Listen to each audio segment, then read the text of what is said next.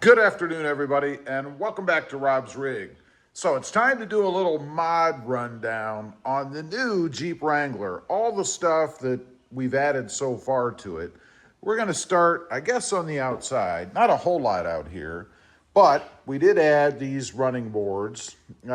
Something the wife wanted. She likes them. Me personally, I could do without them. It did have just the flat, I guess, pinch weld hiding bars, whatever sliders you want to call it, on the sides, but she wanted these, so they're there.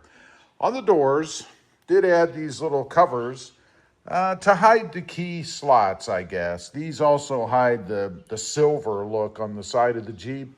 I mean, it just doesn't fit on here, right? There's no other silver on this Jeep, so why have that sticking out?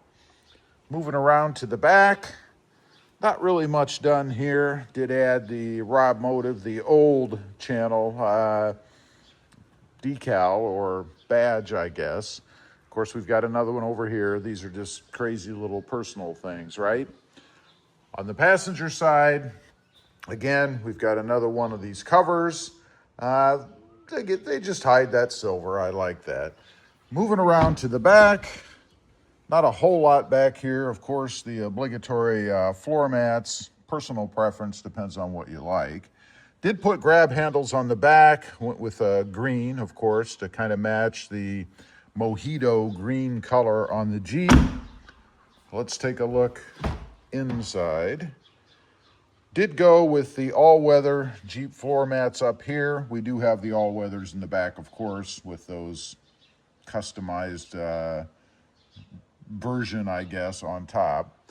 In the center area, we've got the drop little things here. These are to keep things from dropping down between the seats, you know, like French fries or your cell phone or your keys or change or whatever. And they do come in quite handy. You don't really realize it until you drop something there, and that stops it from falling in between the seats. Pretty handy. In the center console, we've got this tray thing to be able to store stuff here if you want.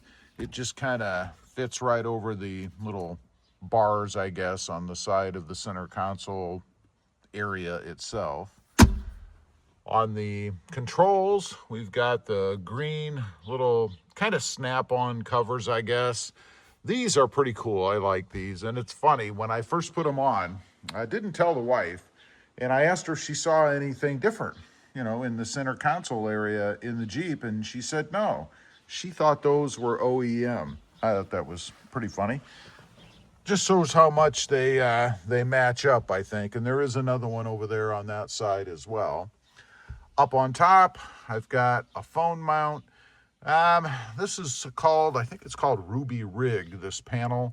It just kind of bolts into existing holes that are already threaded. It's very simple. You just remove the mat that's down here. Yeah, we've got ducks. Inevitable if you're driving a Jeep, right? I don't mind them. Anyway, this is a magnetic holder. On the back of my phone is a plate. So I can go ahead and just mount the phone right on there. It comes in handy to, I guess, keep the phone up where you can see it, and also keep the cup holders clear. So a lot of people I know will throw their phone in there. I don't really dig that. Plus, I shoot videos and things, so I can have this, or the phone rather, facing me as I'm going down the road.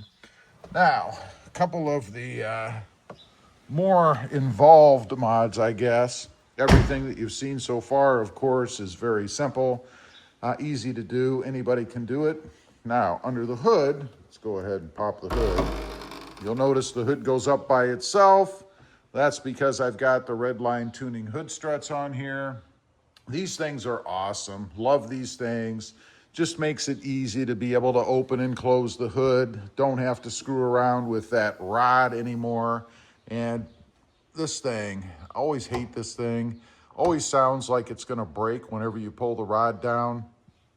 Much better way to do it, in my opinion. More recently, I just added the Air Raid cold air intake. Couple of reasons I did this. One, I like the looks of it under the hood. I just think it gives a more modified look to the engine bay. It is simple to do. It's all bolt on. Anybody can do it, really. Another reason I like it is the sound that it gives. And this is the best one that I've heard so far for the Jeep. It gives you a nice kind of throaty sound when you get on the accelerator.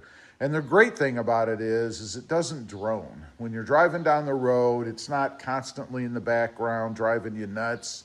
It's one thing I never liked about changing out exhausts.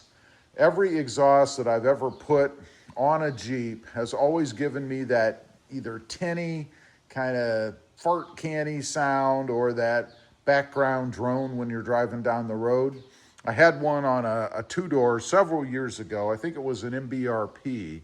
No, it wasn't. It was Dynaflow, I think. Not a very good exhaust. It rusted out very quickly and always had that background drone sound. Never liked that. Air Raid is the best that I've found so far when it comes to sound. Now, they do also claim that it will increase horsepower and torque. Maybe a little bit. I might be able to feel that a little bit. It's kind of hard to judge, really. I don't know. The verdict is still out on that. Fuel economy, some manufacturers will state that their intakes will give you better fuel economy. I don't know that I've ever noticed that on any for the Jeep. We'll see. Again, it hasn't been on that long, so time will tell.